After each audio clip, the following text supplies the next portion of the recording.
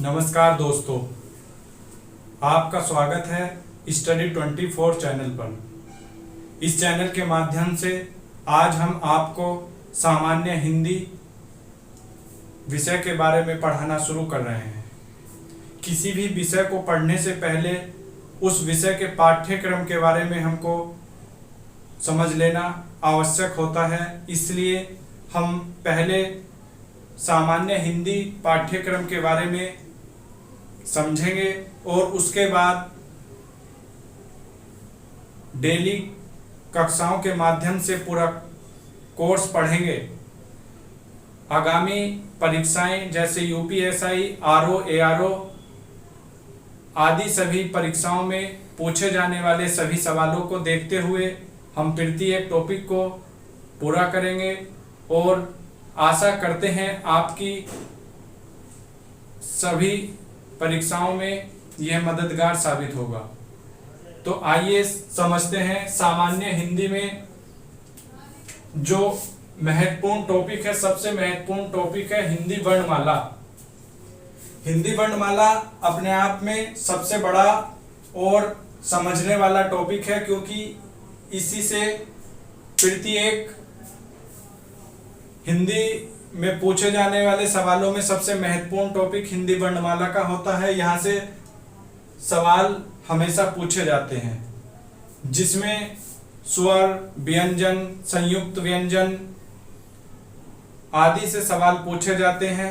ध्वनि के आधार पर, मात्रा के आधार पर, महाप्राण, अल्पप्राण, सघोष, अघोष आदि प्रकार के जितने भी सवाल हैं वो हिंदी वर्णमाला के इसमें सभी कवर किए जाएंगे, जिसके लिए हमें 2 से 3 वीडियो, छोटी छोटी वीडियो हम आपके लिए बनाएंगे, जिससे कि जो भी बात है वो पूरी समझ में आए और आप तक पहुंचे, जिससे आपका एक भी प्रश्न ना छूट पाए।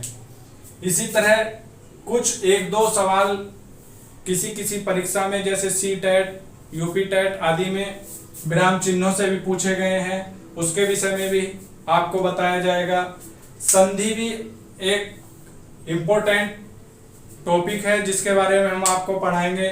संधि, विसर्ग संधि, व्यंजन संधि आदि जितनी भी संधियां हैं उनके क्या रूल्स हैं, क्या नियम है, कैसे बनती हैं, कैसे संधि विच्छेद होता है, इसी से संबंधित हमारा एक टॉपिक है अशुद्धियों से संबंधित। अगर संधि हम सही से पढ़ते हैं तो अशुद्धियां भी हमारी हिंदी में लेखन में कम होती हैं। इसलिए संधि को हम बिल्कुल व्यापकता के साथ समझेंगे, समग्रता के साथ समझेंगे। इसी प्रकार अगला महत्वपूर्ण टॉपिक हमारा समास है। यहाँ से भी हमेशा सवाल बनता है। और समास के बाद हमारा अगला टॉपिक है क्रियाएं। क्रियाओं के बाद शब्द रूप, जिसमें संज्ञा, सर्वनाम आदि के बारे में हम पढ़ेंगे। और इसके बाद हम वाक्य रचना के बारे में पढ़ेंगे। वाक्य रचना, वाक्यों की अशुद्धि से संबंधित आरओ एआरओ में 10 सवाल आते हैं कि वाक्य को किस प्रकार बनाया जाता है। हिंदी साहित्य का इतिहास, यह टॉपिक यूपीएसआई में इससे सवाल पूछे जाते हैं। हिंदी का जो नेट जेआरएफ का एग्जाम होता है उसमें सवाल पूछे जाते हैं। और विभिन्न एंट्रेंस एग्जाम, जेएनयू, डीयू आदि के लिए जो एंट्रेंस एग्जाम दिए जाते हैं उसमें भी हिंदी साहित्य के इतिहास से काफी सवाल पूछे जाते हैं। ये महत्वपूर्ण टॉपिक है। अगर इन टॉपिकों को हम कर लें तो हिंदी का 70 से 80 बल्कि 85% तक हमारा सिलेबस कवर हो जाता है। इसके अलावा कुछ हमारे पास बचते हैं छोटे छोटे टॉपिक, जो विलोम शब्द जैसे मुहावरे एवं लोकोक्तियां, इस तरह के टॉपिक हैं जिनको हम याद करते हैं। उन्हें याद करना, पर्यायवाची शब्द, इनसे भी 1-1, 2-2, 3-3 सवाल हमारी परीक्षाओं में आते हैं। उनकी भी इंपॉर्टेंट जो विलोम शब्द, पर्यायवाची शब्द, मुहावरे एवं लोकोक्तियां हैं, उनको भी आपको लिखवा दिया जाएगा। तो इस प्रकार हम आज अपनी कक्षा का पहला टॉपिक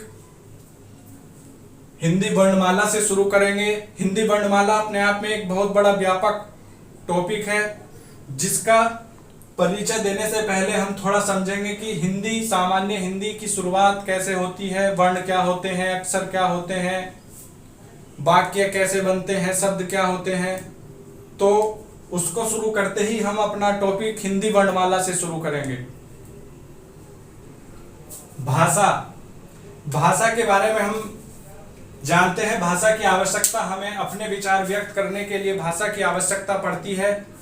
भाषा वह माध्यम है जिसके द्वारा एक मनुष्य दूसरे मनुष्य तक अपनी विचार प्रकट करता है, जो उसके मन में विचार आते हैं। और भाषा को ही हम वाणी भी कहते हैं। वाणी को व्यक्त करना, अपने विचारों को व्यक्त करने के लिए हमें भाषा की आवश्यकता पड़ती है।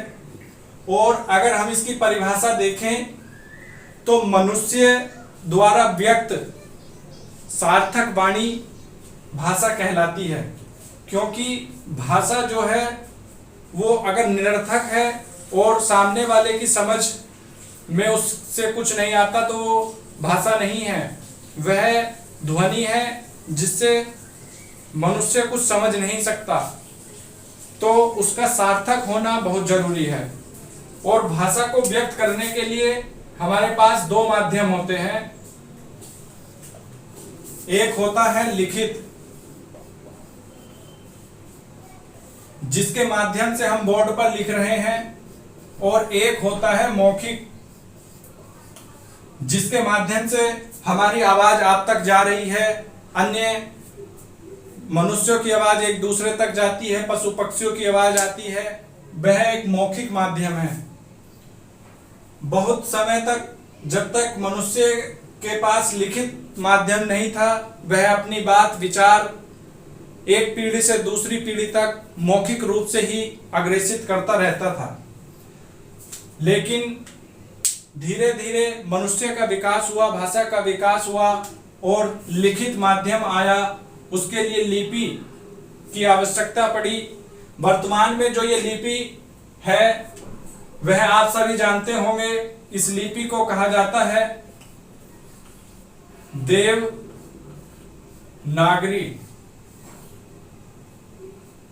हम देवनागरी लिपि में लिखते हैं और अपनी बातों को, अपने विचारों को आने वाली पीढ़ी के लिए संजोकर रखते हैं। यह तो बात हुई भाषा की। अगली बात करते हैं अक्षर की। अक्षर वर्ण को कहते हैं और इसे ही मूल ध्वनि भी कहते हैं।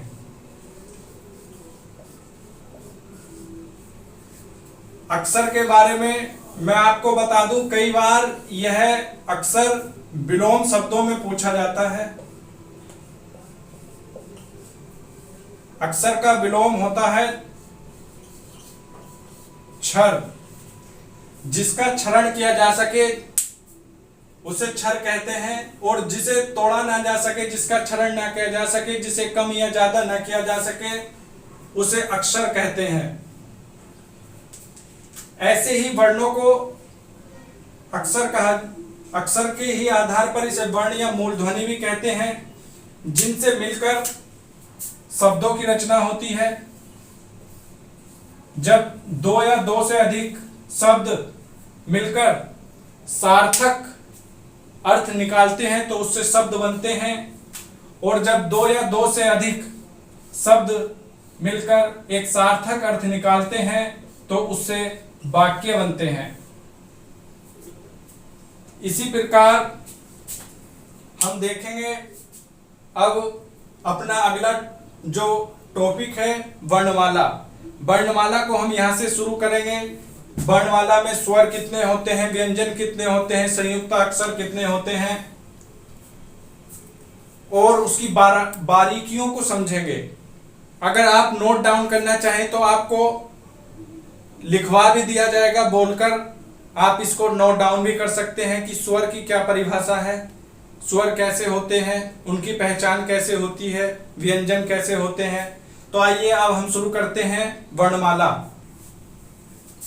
वर्णमाला वर्णमाला में 52 वर्णों को भाषा वैज्ञानिकों द्वारा माना गया है। इसमें कोई कोई 55 भी मानता है। इसी प्रकार इसमें स्वरों की संख्या 11 रखी गई है।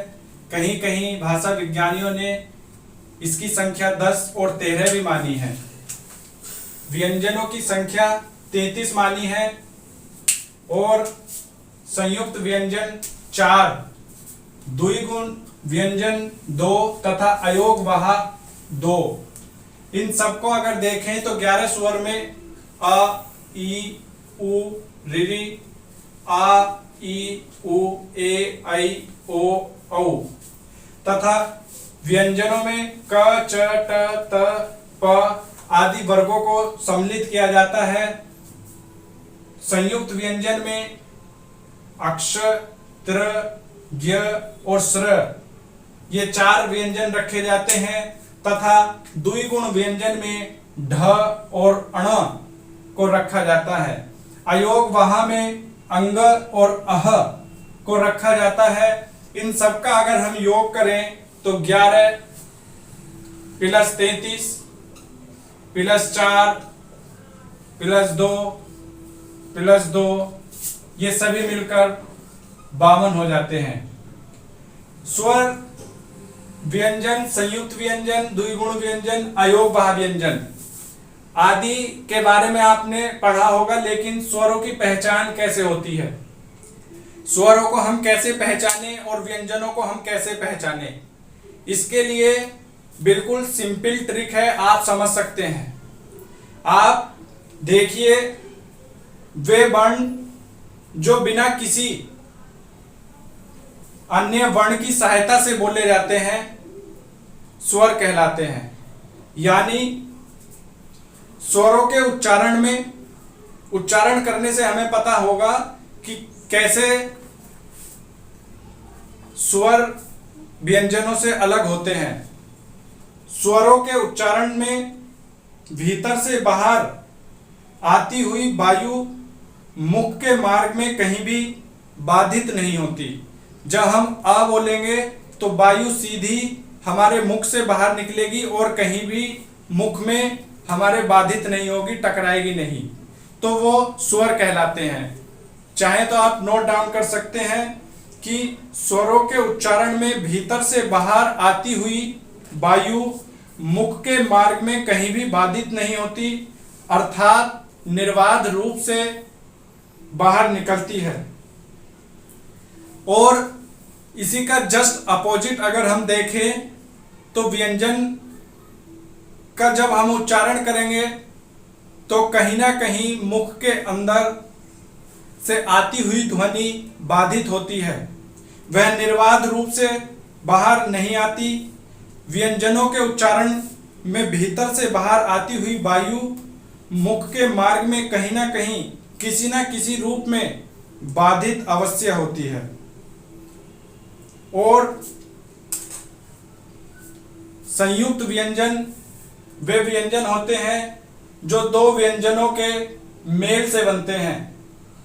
द्विगुण व्यंजन वे व्यंजन हैं जिनको पुराने व्यंजनों से बदलकर बनाया गया है, क्योंकि अगर इनके नीचे से ये अंक की बिंदी हटा दी जाए तो ये दूसरे गुण में और उच्चारण में इनका दूसरा अर्थ निकलेगा, ये ढ बोला जाएगा। और अयोगवाह में आ और अंक की बिंदी में साथ होते हुए भी ये अलग हैं। अयोगवाह का मतलब होता है साथ होते हुए भी अलग रहना। ऐसे ही विसर्ग, इसके अह में विसर्ग अलग होते हैं। तो इसी प्रकार हम देखते हैं और अब स्वरों के बारे में हम समग्रता से पढ़ेंगे। स्वर, जैसा कि अभी आपको बताया, स्वरों की संख्या 11 होती है, लेकिन इन 11 स्वरों को भी कई अलग अलग वर्गों में विभाजित किया गया है, जिससे हर एक परीक्षा में, प्रत्येक परीक्षा में प्रश्न बनते ही हैं। यहाँ पर प्रश्न बनता है कि ह्रस्व स्वर कौन से होते हैं, मूल स्वर कौन से होते हैं, लघु स्वर कौन से होते हैं। ये ह्रस्व स्वर, लघु स्वर और मूल स्वर 4 स्वरों को कहा जाता है, जिसमें आ, ई, उ और ऋ इन 4 स्वरों को रखा गया है जो मूल स्वर कहलाते हैं, और 7 स्वर दीर्घ स्वर या गुरु स्वर कहलाते हैं। दीर्घ स्वर और गुरु स्वर को भी 2 वर्गों में विभाजित किया गया है, जिसमें से 3 स्वरों को सजातीय और 3 स्वरों को विजातीय स्वर कहा जाता है। इन विजातीय स्वरों को संयुक्त स्वर भी कहा जाता है। सजातीय स्वर में 3 आ, ई और बड़ा उ, ये 3 स्वर सजातीय स्वर कहलाते हैं और इन्हें दीर्घ या गुरु स्वर भी कहा जाता है। इसी प्रकार जो 4 स्वर विभाजित किए गए हैं अ, ऐ, ओ, औ, इनको विजातीय और संयुक्त स्वर कहा जाता है। संयुक्त स्वर का अर्थ है जो 2 स्वरों की मदद से बने हुए हैं। इसमें आ और छोटी ई को मिलाने से अ, आ और ऐ को मिलाने से ऐ, आ और औ को मिलाने से औ, और आ और ओ को मिलाने से औ। ये 4 संयुक्त स्वर या विजातीय स्वर, दीर्घ स्वर या गुरु स्वर।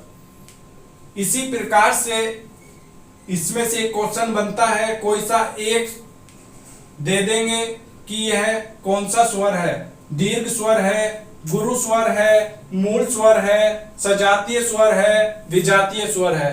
तो यहां से प्रत्येक परीक्षा में एक सवाल 100% आता है। तो हम इस कक्षा को यहीं पर पूरा करते हैं। आशा करते हैं आपको यह कक्षा समझ में आई होगी, और इसके आधार पर आने वाले जितने भी प्रश्न हैं आप उनको घर पर अपनी पुस्तक में किसी पेपर में बनाकर देखिए। यदि नहीं होते हैं तो आप हमें कमेंट के माध्यम से टिप्पणी बॉक्स में बता सकते हैं। और हम अगली कक्षा में व्यंजनों के बारे में पढ़ेंगे। व्यंजन क्या होते हैं, व्यंजनों को भी कई अलग अलग प्रकार से विभाजित किया जाता है। हम अपनी आज की कक्षा यहीं पर समाप्त करते हैं और आशा करते हैं इन कक्षाओं के माध्यम से आपकी आगामी परीक्षाओं में आपको अवश्य सफलता मिलेगी।